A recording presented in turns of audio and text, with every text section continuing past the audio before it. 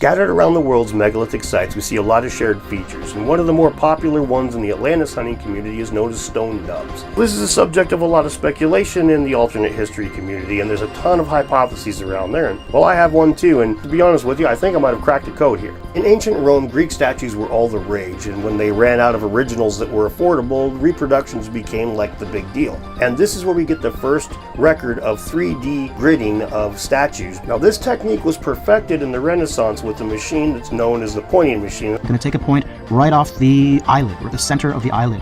Once the needle is locked into place, I just slide it down until it touches the surface of the cast. I look at that point very carefully, I slide the needle back, and I make a little tiny pencil mark directly where the needle touches the cast. Then all I need to do is pick up the entire apparatus, the crochet with the pointing machine, and I place it into the 3 holes on the model.